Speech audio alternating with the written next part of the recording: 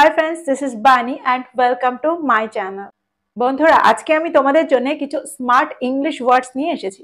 দেখো এই ওয়ার্ডসগুলোর সম্মুখীন তোমরা প্রায়ই হয়ে থাকো। তোমরা যদি কোনো পডকাস্ট শোনো বা কোনো ইংলিশ মুভি দেখো বা যে কোনো ইংলিশ ভিডিও দেখো, এই ওয়ার্ডগুলোর সম্মুখীন কিন্তু তোমরা প্রায়ই হয়ে থাকবে। তো এই ওয়ার্ডগুলোকে তোমাদের অবশ্যই জানা দরকার। প্রত্যেকটা ওয়ার্ড এখানে ইম্পর্টেন্ট, প্রত্যেকটা ওয়ার্ডকে খুব মন দিয়ে দেখো সেন্টেন্সে আমরা এগুলোকে কি করে ব্যবহার করছি। আমি প্রত্যেক দিনের মতো আজও বলবো, ইংলিশ ওয়ার্ড না জানলে ইংরেজিতে কথা বলা কিন্তু অসম্ভব। তো ইংলিশ ওয়ার্ড কিন্তু আমাদের শিখতে হবে। আর ঠিক সেই কারণে আজকের ভিডিওটা কিন্তু খুব ফ্রুটফুল হতে চলেছে। তোমরা কোথাও যেও না, আমার সাথে ভিডিওটা একদম শেষ পর্যন্ত থাকো। আর যারা এখনো আমার চ্যানেলকে সাবস্ক্রাইব করনি, অর্থাৎ চ্যানেলে প্রথম নতুন আমার ভিডিও দেখছো, তারা চ্যানেলটাকে সাবস্ক্রাইব করে নিও। তাহলে যখনই আমি ভিডিও আপলোড করব তোমরা নোটিফিকেশন পেয়ে যাবে। প্রথম ওয়ার্ডটা হলো ফ্যাসিলিটেড। ফ্যাসিলিটেড যার অর্থ হলো সহজতর করা, কোনো কাজকে সহজতর করে দেওয়া। চলো দেখি সেন্টেন্সে আমরা এই ওয়ার্ডটাকে কি করে ব্যবহার করি। স্পষ্ট নির্দেশাবলী শেখার প্রক্রিয়াকে সহজতর করতে পারে। Clear instructions can facilitate the learning process. Clear instructions can facilitate the learning process. আরো একটা সেন্টেন্স দেখো, নতুন সফটওয়্যার যোগাযোগকে সহজতর করবে। New software will facilitate communication. New software will facilitate communication. তো এই সেন্টেন্স দুটোর মধ্যে দিয়ে তোমরা বুঝতে পারলে এই ওয়ার্ডটাকে আমরা সেন্টেন্সে কি করে ব্যবহার করছি। আমার মনে হয় এবার খুব সহজেই তোমরা এই ওয়ার্ডটাকে সেন্টেন্সে ব্যবহার করতে পারবে। চলো দেখি পরেরটা। পরের ওয়ার্ডটা হলো কনসিকিউটিভ। কনসিকিউটিভ যার অর্থ হলো একটানা বা পরপর।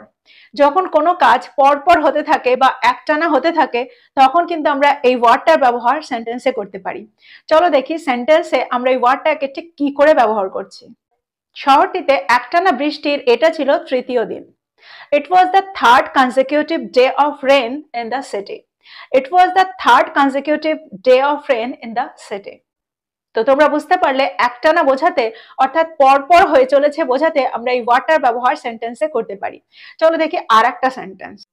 লেখক পরপর 3টি সর্বাধিক বিক্রিত বই প্রকাশ করেছিলেন। The author published 3 consecutive best-selling books. The author published 3 consecutive best-selling books.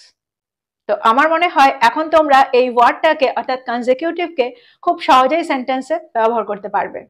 Sentence তৈরি করো আর সেগুলোকে ব্যবহার করো। চলো দেখি পরেরটা। পরের ওয়ার্ডটা হলো কনসেনসাস। কনসেনসাস যার অর্থ হলো ঐক্যমত। চলো দেখি এর ব্যবহার। তারা সিদ্ধান্তটিতে দ্রুত ঐক্যমত খুঁজে পেয়েছিল। They quickly found consensus on the decision. They quickly found consensus on the decision. দলটির উন্নতির প্রধান চাবিকাঠি ছিল তাদের ঐক্যমত। The main key to the team's progress was their consensus. The main key to the team's progress was their consensus. পরের ওয়ার্ডটা হলো ফিনিকি।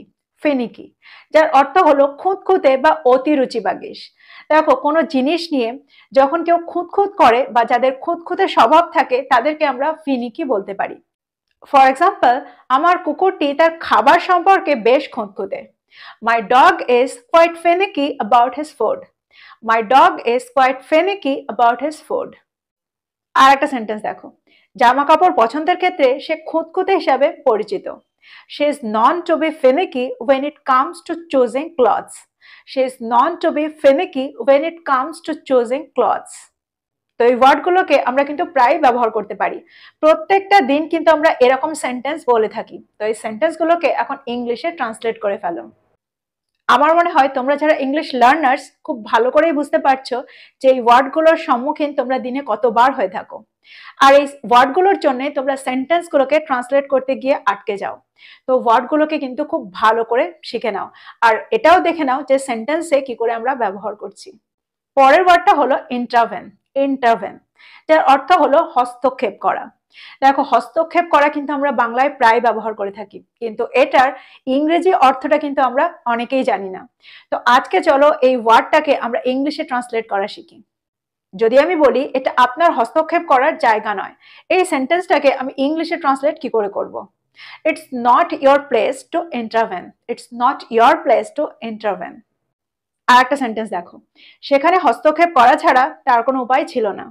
He had no choice but to intervene there. He had no choice but to intervene there. দেখো আমরা এরকম সেন্টেন্সেও কিন্তু বাটের ব্যবহার করতে পারি। যদি আমি বলি তার সেখানে যাওয়া ছাড়া কোনো উপায় ছিল না, তো সেখানেও কিন্তু আমরা বাটের ব্যবহার সেন্টেন্সে করতে পারি।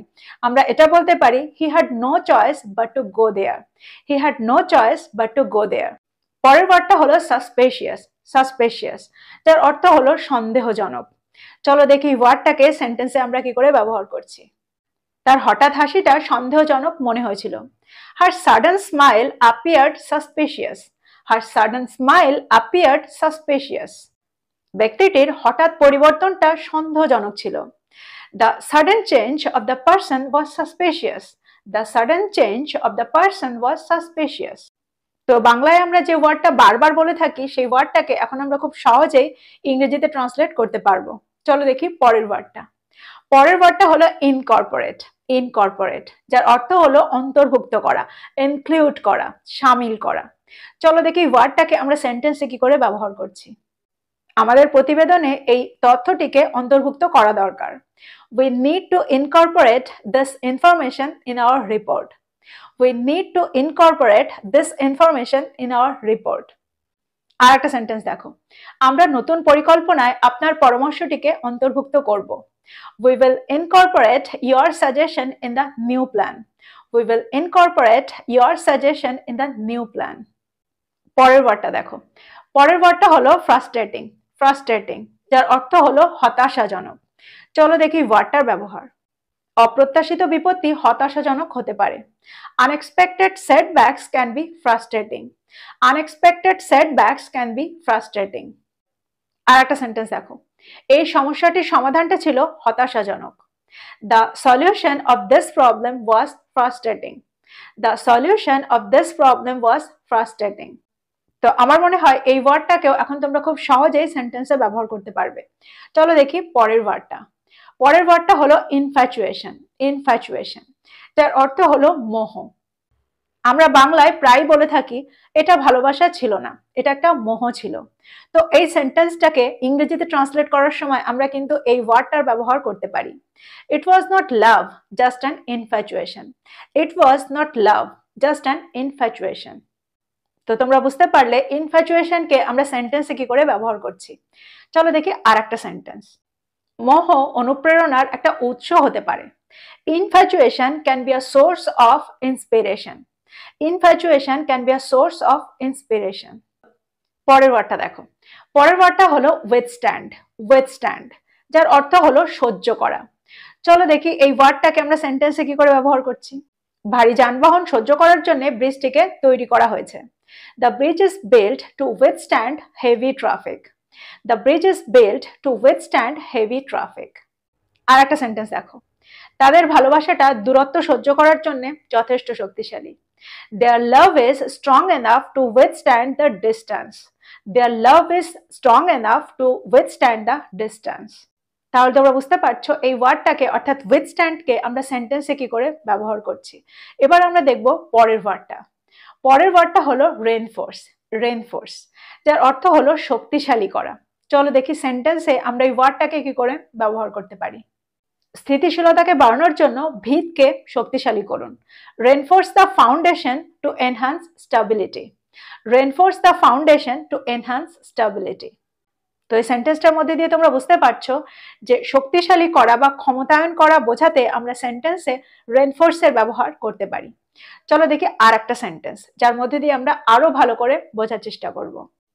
আমাদের দুর্বল দিকগুলোকে শক্তিশালী করা দরকার। We need to reinforce our weak points. We need to reinforce our weak points. চলো দেখি পরের ওয়ার্ডটা। পরের ওয়ার্ডটা আমাদের খুবই পরিচিত, আমরা প্রায় কিন্তু ব্যবহার হতে শুনি। এই ওয়ার্ডটা হলো স্ন্যাচ। স্ন্যাচ অর্থাৎ ছিনিয়ে নেওয়া। কারো থেকে কোনো জিনিস ছিনিয়ে নেওয়ার ক্ষেত্রে আমরা এই ওয়ার্ডটার ব্যবহার সেন্টেন্সে করতে পারি। চলো দেখি এর ব্যবহার। চোরটা তার গলার হার ছিনিয়ে নেওয়ার চেষ্টা করেছিল। The thief attempted to snatch her necklace. The thief attempted to snatch her necklace. আমরা ছোটদের প্রায় বলে থাকি অন্যের থেকে জিনিস ছিনিয়ে নেওয়াটা ভালো নয়। এই সেন্টেন্সটাকে আমরা ইংরেজিতে কি করে ট্রান্সলেট করতে পারি। It's not good to snatch things from others. It's not good to snatch things from others. পরের ওয়ার্ডটা হলো genre. জনরে, যার অর্থ হলো প্রকার, ধরন বা রকম, যেটাকে আমরা ক্যাটাগরিও বলতে পারি। চলো দেখি এই ওয়ার্ডটাকে আমরা সেন্টেন্সে কি করে ব্যবহার করছি। বইটি কোন ধরনের মধ্যে পড়ে? What genre does the book fall into? What genre does the book fall into? রহস্য আমার পছন্দের ধরন। Mystery is my preferred genre. Mystery is my preferred genre. পরের ওয়ার্ডটা হলো মোমেন্টাম। মোমেন্টাম, দেখো এই ওয়ার্ডটাকেও কিন্তু আমরা প্রায় ব্যবহার হতে শুনি, কিন্তু বুঝতে পারি না যে এই ওয়ার্ডটার এক্সাক্ট মিনিংটা কি।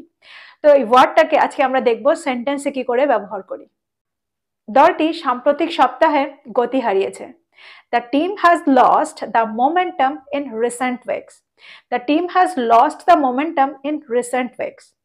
দেখো মোমেন্টামের অর্থ হলো গতিবেগ, অর্থাৎ যে গতিতে সে চলছিল, দলটা চলছিল, সে গতিটা হারিয়ে ফেলেছে, অর্থাৎ রপ্তারটা হারিয়ে ফেলেছে। তো এই ওয়ার্ডটার আসল অর্থটা তোমরা বোঝার চেষ্টা করো। আসল অর্থটা হলো রপ্তার, অর্থাৎ গতিবেগ। তো এই দলটি সাম্প্রতিক সপ্তাহে তার রপ্তারটা হারিয়ে ফেলেছে, অর্থাৎ যে রপ্তারে এই দলটি বাড়ছিল সেই রপ্তারটা হারিয়ে ফেলেছে। তো এরকম অর্থে কিন্তু আমরা এই ওয়ার্ডটার ব্যবহার সেন্টেন্সে করতে পারি। এবার আমরা দেখবো আর একটা সেন্টেন্স, যার মধ্যে দিয়ে আরেকটু ভালো করে বোঝার চেষ্টা করব। গাড়ি গতি বাড়ায় হাইওয়েতে রপ্তার পাওয়ার জন্য, অর্থাৎ সেই গতিবেগটাকে পাওয়ার জন্য। তো এই সেন্টেন্সটাকেও যখন আমরা ইংরেজিতে ট্রান্সলেট করব, এই ওয়ার্ডটার ব্যবহার করতে পারি। The car accelerates to pick up the momentum on the highway. The car accelerates to pick up the momentum on the highway. তো আমার মনে হয় এই ওয়ার্ডটার অর্থ তোমরা খুব ভালো করে বুঝতে পেরেছো, আর এটাও বুঝতে পেরেছো সেন্টেন্সে কি করে ব্যবহার করতে হয়। তো এই ছিল কিছু ওয়ার্ডস যেগুলোকে তোমরা প্রত্যেক দিনের কনভারসেশনে ব্যবহার করতে পারো। আর প্রত্যেকটা মুহূর্তে এই ওয়ার্ডগুলোর সম্মুখীন তোমাদের হতে হয় যখনই তোমরা কোনো ইংরেজি ভিডিও দেখো বা পডকাস্ট দেখো বা মুভি দেখো। তো প্রত্যেকটা ওয়ার্ডকে নোট ডাউন করো, আর এই ওয়ার্ডগুলো দিয়ে আরো সেন্টেন্স তৈরি করো, আর সেগুলোকে ব্যবহার করো। যত তোমরা প্র্যাকটিস করবে তত তাড়াতাড়ি কিন্তু তোমরা ফ্লুয়েন্ট হবে। তো আজকের ভিডিও এই পর্যন্তই। ভিডিওটা ভালো লাগলে লাইক করতে ভুলে যেও না, বন্ধুদেরকে শেয়ার করো যারা ইংরেজি শিখছে। So this is all about today. I will be back with another video. Till then, take care. Thank you for watching this video. Bye bye.